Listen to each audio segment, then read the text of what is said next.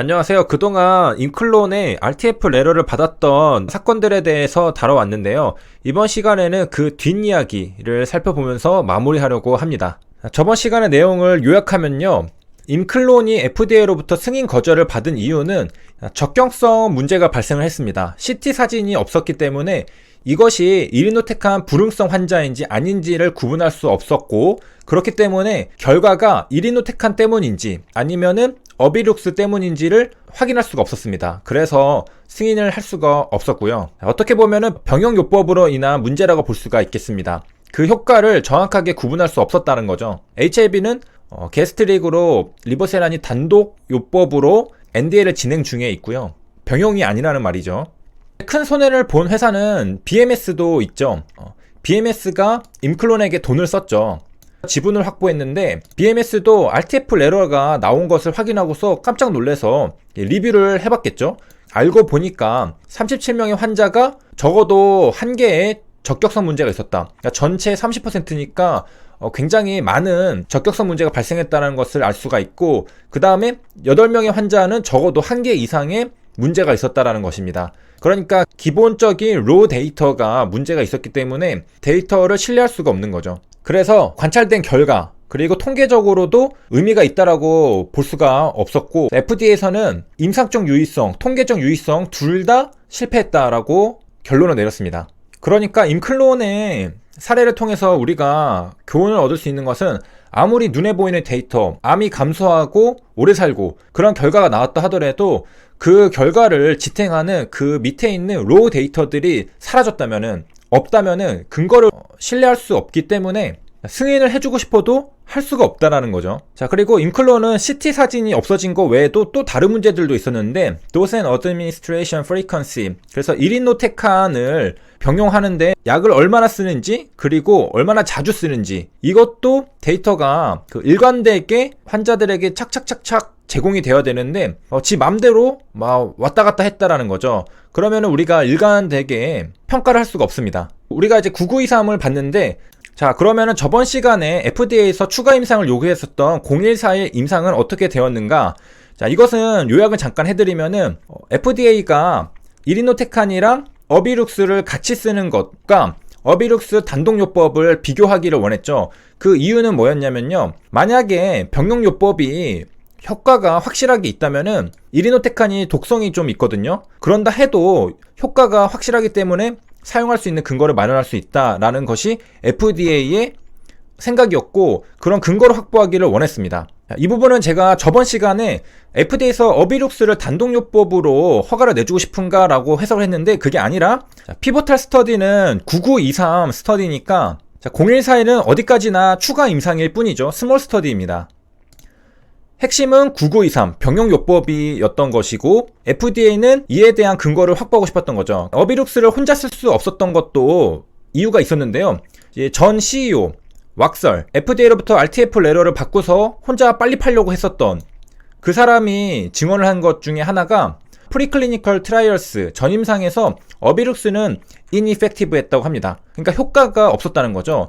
보통 병용요법을 진행하는 약들 중에는 이런 것들이 있습니다. 혼자서는 효과가 없는데 같이 쓰면은 시너지가 나서 효과가 배가 되는 그런 약들이 있는데, 이제 어비룩스도 그것 중에 하나였던 겁니다. 그러니까 혼자서는 효과가 없었던 약이었다. 그래서 병용으로 임상을 진행을 했고 허가를 받으려고 했는데요. 자, 근데 전임상 같은 경우에는 동물 실험이지만은 사람이랑 완전히 같지는 않죠. 그렇기 때문에 동물 실험에서 나왔던 결과가 사람한테서는 또 다르게 나올 수도 있습니다. 자, 그래서 그 싱글 에이전 스터디로 어비룩스를 해봤는데요.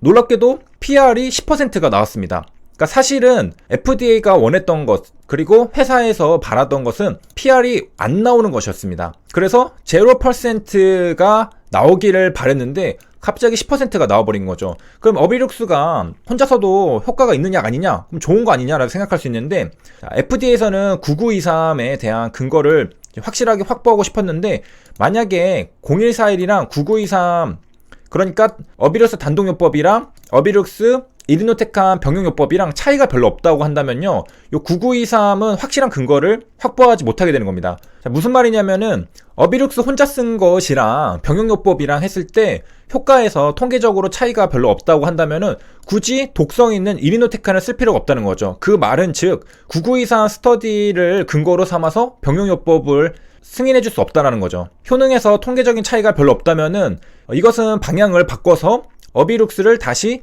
단독요법으로 임상시험을 진행해서 이것을 기반으로 진행을 해야 되는 거죠. 왜냐하면은 이리노테칸은 독성이 있으니까 안 쓰는 게 좋은 거죠. 그래서 결과적으로 싱글 에이전트 스터디를 하고 나서는 요거는 10%, 병용은 22%였는데 통계적으로 스태티스컬리 통계적으로 구분이 되지 않았다고 합니다. 그러니까 통계적 유의성이 없었다. 두 임상시험 차이가 없었다라는 거죠. 그러니까 한마디로 어비룩스는 혼자 써서는 효과가 없는 줄 알았는데 갑자기 몰랐던 약의 효능이 생각보다 괜찮아가지고 오히려 문제가 돼버린 거죠. 자, 그래서 이제 최종 정리를 한번 해보면요, 정말 말도 많고 탈도 많았는데 9923 스터디에서는 CT 사진이 없어졌다. CT 사진이 없었기 때문에 이게 이리노테칸의 효능인지 어비룩스의 효능인지 구분을 할 수가 없었고요. 왜냐하면은 그 환자가 이리노테칸 불응성이어야지 확실하게 어비룩스 효과라고 볼 수가 있는데 이리노테칸 불응성인지를 확인할 수 없었기 때문에 누구의 효과인지 구분할 수 없었던 것. 그리고 0141도 사실은 어비룩스를 혼자 쓰면 효과가 안 좋은 줄 알았는데 갑자기 효과가 좋게 나와가지고 병용요법으로 굳이 할 필요가 없게 된, 단독이랑 병용이랑 통계적으로 차이가 없다고 나와서 독성이 있는 이리노테칸과 함께 쓰는 병용요법으로 승인을 내주기에는 근거가 더 불확실해졌다라는 점이 있었습니다. 자, 이렇게 해서 2001년에 가장 핫했던 이슈였던 임클론에 대해서 걸 살펴봤고요. 그러면은 이제 이 이후에 이야기는 어떻게 되었을까 한번 같이 또 보면서 마치도록 하겠습니다. 자, 임클론 망한 줄 알았는데 결국에 임클론은 2004년에 어비투스 승인을 받게 됩니다. 약이 효과가 없었던 건 아니죠. 프로토콜에 문제가 있었던 것이고 거죠. 미국에서 시판 허가를 취득을 하게 됩니다. 그래서 왁살은 교도소로 들어갔죠. 어비룩스는 임클론이 첫 번째 내놓은 제품인데요. 첫 번째니까 여러 가지 실수가 있었겠죠. 그 다음에 아까 봤듯이 이제 BMS가 지분도 취득하고 어비투스의 데이터를 이제 그대로 믿고 달려들었다가 한번 당했죠. 그래가지고 현재 미국에서는 코 마케팅 권리를 소유하고 있다라고 하고요. 자, 이거 학습 효과인지 모르겠는데 FDA 승인 발표에 있어가지고 임클론 주가는 앞서서 24% 하락. 저번처럼 또 RTF 레러 받을 것 같으니까 하락을 해버렸고, BMS 같은 경우에는 2.4% 상승을 했다라고 합니다.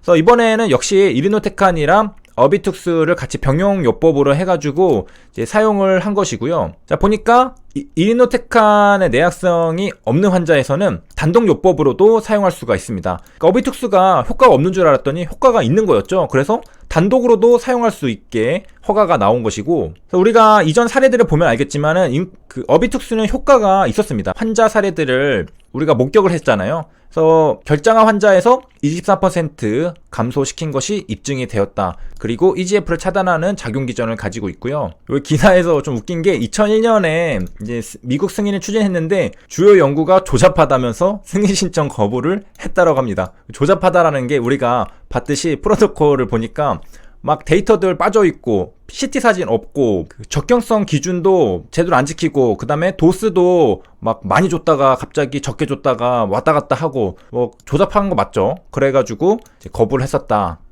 자, 그러면 왁살 CEO의 여자친구였던 마사 스튜어트는 어떻게 됐느냐? 자, 2006년에 내부자 거래 관련 집단 소송을 당했었는데 합의를 했습니다. 그래서 활짝 웃고 있죠. 그래서 완전히 자유의 몸이 되었습니다. 아주 기쁨에 활짝 웃고 있는데, 자, 실제로 2004년에 유죄의 판결을 받고서 5개월간 옥고를 치렀다가 이제 5개월 자택 구금 처분을 받고 이제 나왔습니다. 그러고서 이제 민사 소송에 걸렸는데 최종 합의를 했습니다. 돈을 줬죠. 합의금을 지불하고서 자유의 몸이 완전히 되어 버렸습니다. 자, 이렇게 해서 임클론 이야기를 이제 마무리하려고 하는데요. 재밌었나요? 저는 영어인데도 흥미롭게 읽었습니다. 역시 그 하버드 로스쿨에서 공부하려면은 그러니까 미국에서 이제 말로 먹고 사는 변호사를 하려면은 적어도 요 스토리 작가 능력 정도는 이제 기본인 것 같습니다. 그래서 읽으면은 점점 빠져들어서 뭐 계속 읽게 되는데, 법정에서 서면은 배심원들을 스토리로 확 내 편으로 끌어오는 그런 능력도 중요할 것 같은데, 굉장히 글을 흥미롭게 잘 끌어갔습니다. 그래서 인클론 이야기는 여기서 마무리를 하고, 다음 시간에는 이제 다른 해외 사례들, 뭐 국내 사례든 그런 것들도 찾아서 같이 공유를 하도록 하겠습니다. 여기까지 시청해주셔서 감사합니다.